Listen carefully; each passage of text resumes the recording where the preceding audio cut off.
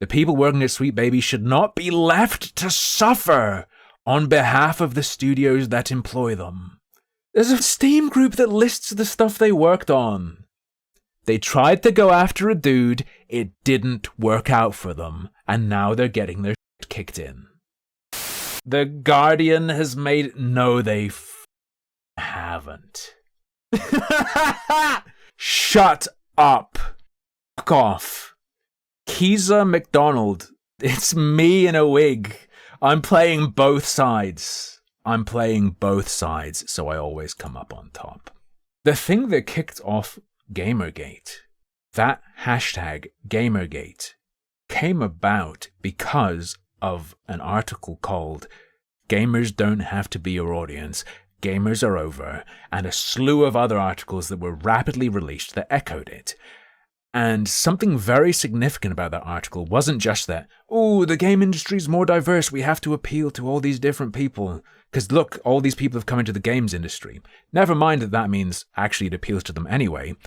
They then went on to say, we have to clamp down on online platforms. Spaces need to be moderated more heavily. People forget about that. A huge part of it was all these outlets coming together and saying, we need to stomp on people, we need to restrict what people can say. That was part of the spark.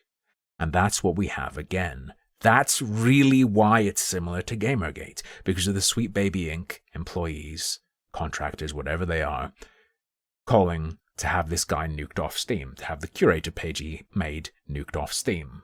So, this looks like we're going even further in that direction. It's 10 years since Gamergate. The industry must now stand up to far-right trolls. Adam Baldwin coined the Gamergate hashtag, which came from the Gamers Are Dead stuff. Yes. The Gamers Are Over article was calling upon the gaming industry to shut down the kind of people games journalists didn't like. That's what it was that set it off. Conspiracy theorists are still routinely targeting and abusing women and woke game consultants.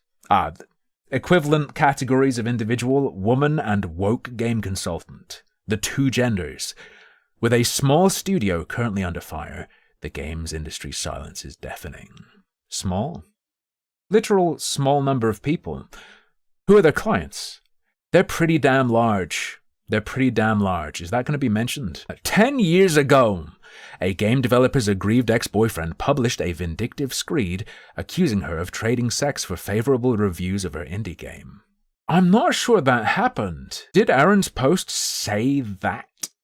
This was leapt upon by the least savory corner of the 2014 internet, 4chan, and kicked off a harassment campaign that broadened to include all women working in video game development or the gaming press, as well as the industry's LGBTQ+ community.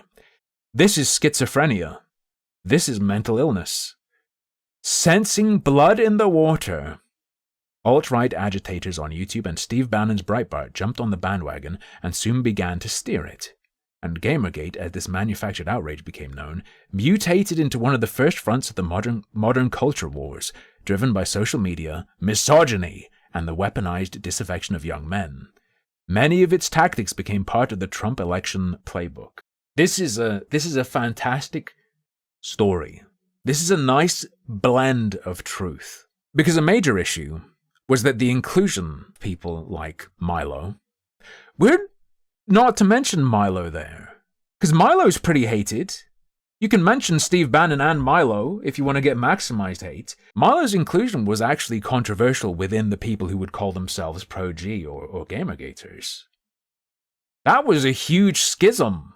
That caused huge schisming during the Gamergate times. Silly, insane perspective. This week, a 16-person narrative design studio has found itself at the center of a conspiracy theory that holds it responsible for the insidious prevalence of wokery in modern video games. So who do they work with? And what does the CEO say they do? Anything like that. A group with more than 200,000 followers on PC game storefront Steam, as well as thousands in a Discord chat channel, believes that Sweet Baby Inc. is secretly forcing game developers to change the bodies, ethnicities, and sexualities of video game characters to conform to woke ideology. They want to, have stated that they will try to. People overstate their success. People overstate the degree to which they are solely responsible, or whatever. Who cares what a bunch of people online are saying, right? There are going to be a bunch of people wrong all the time. All the time. There is a phenomenon. That's pretty undeniable. If you can listen to the CEO, and remember, it's a small company, only 16 people, so it's easier for the CEO to be representative of everyone, as claimed, she wants to and has done things like said, oh, you added a French character? Why not make them black? Regardless of your feelings about it or opinion on it, they have said that's what they do and want to do. They think that Sweet Baby has written and controlled almost every popular video game of the past 5 years, shutting straight white men out. No, they don't. As Trump once... I don't think even the most crazy person thinks that. Is even the most schizo person saying almost every popular video game is controlled by Sweet Baby? In fact, specifically, a curator exists that we're talking about that identifies all of the ones Sweet Baby works on. So even if you were going to say, people say Sweet Baby totally controls these games, it would be limited to that, right? This article isn't even internally consistent. Fair enough, Double L7 is saying that. True. They think the Sweet Baby is written blah blah blah. As Trump once again heads out on the campaign trail, this is part of a broader far-right panic about diversity and inclusion that has already resulted in proposed regressive anti-women and anti-woke legislation in the US and elsewhere. This is insane mental illness. These people are going to destroy themselves. This is actually unhealthy. Someone should have stopped Keza and get this woman some, what's a good antidepressant? Get this woman some Xanax, dude. What's a good antipsychotic? The agency in question has of course done nothing of the sort. It is simply a narrative development studio, the video game equivalent of strip doctors. Hey, that's what the Kotaku article said. Do you want to know something cool? Nathan Grayson, the journalist who was sleeping with a game developer and wrote about that developer, he has his own publication now, his little online publication. Something really weird in his article about this. He said exactly what Sweet Baby said about themselves, that they don't sand corners off things, and instead, create something new. It was very weird to read. Makes me suspect, perhaps, he's not even really the sole author of his piece. Weird, right? Do you want a little bit of a history lesson?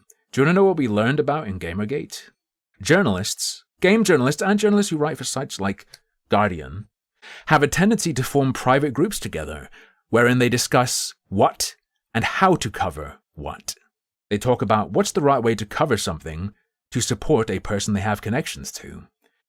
Did you know that in one of these private groups, a bunch of games journalists discussed sending flowers to the game dev journalist Nathan Grayson? Had a relationship with. Isn't that weird? People who cover an industry and people who are part of that industry having such a connection that they really want to be private, that's really, really suspect and unprofessional. Strange.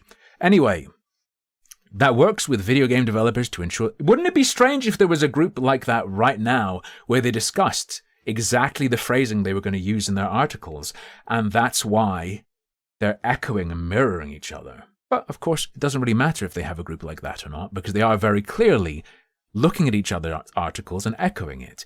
PC Gamer cited the Kotaku article. Isn't it weird, the exclusion across all of them of what the Sweet Baby Inc. employees did?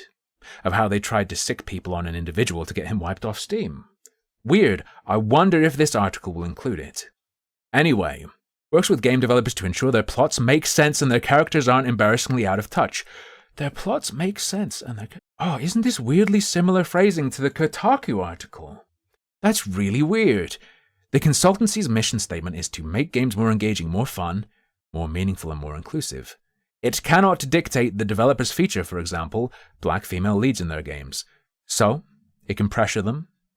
It can encourage employees to manipulate and, quote, terrify marketing departments to reallocate funds to hiring companies like Sweet Baby so that they can get in earlier and have more influence.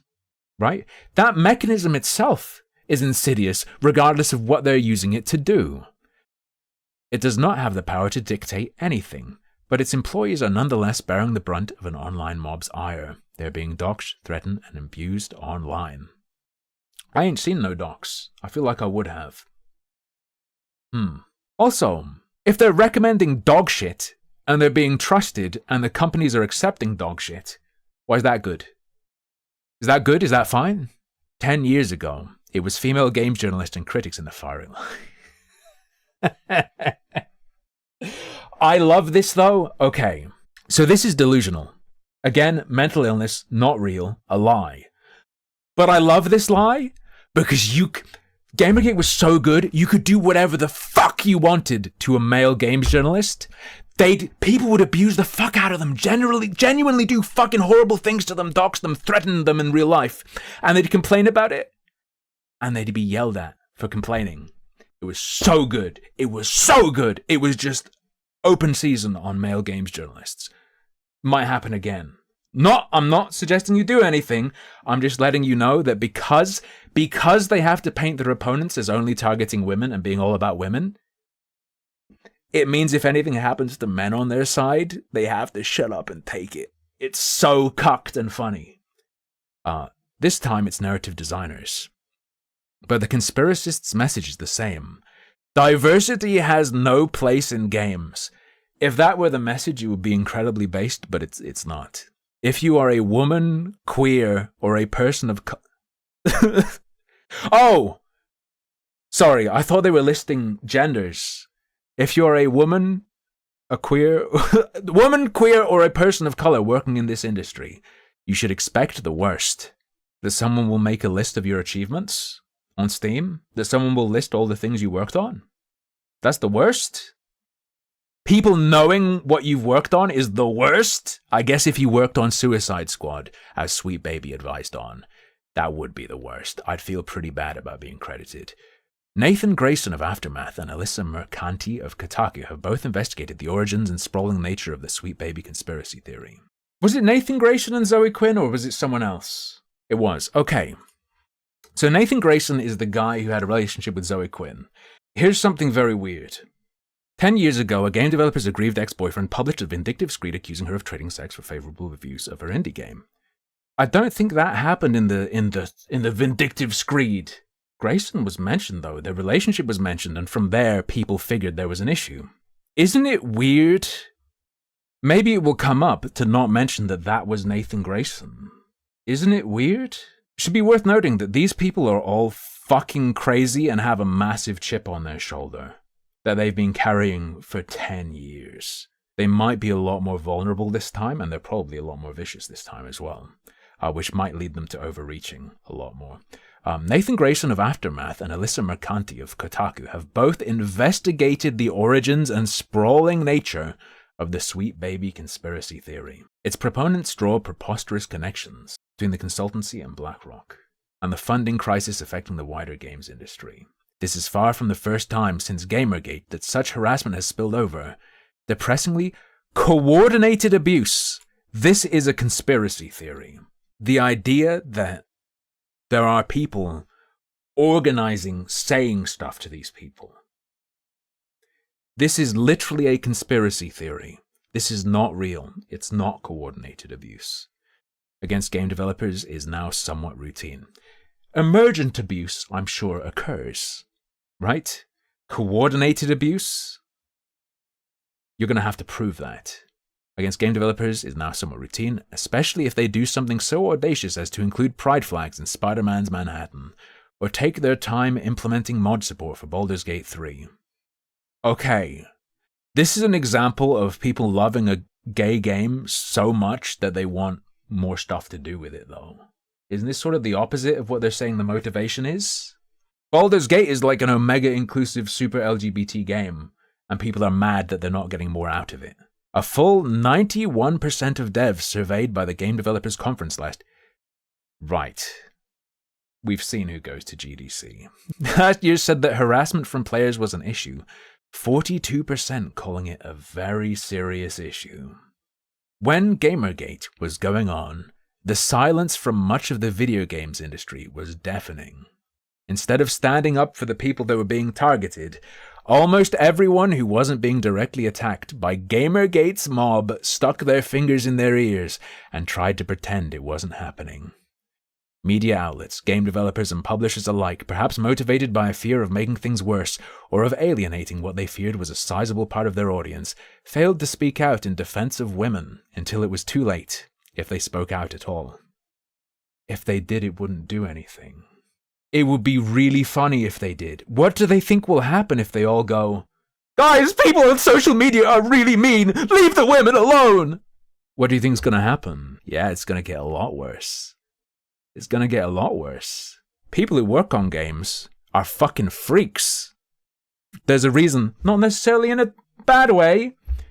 Very, very weak, vulnerable people. Do you want it to be like open season on everyone?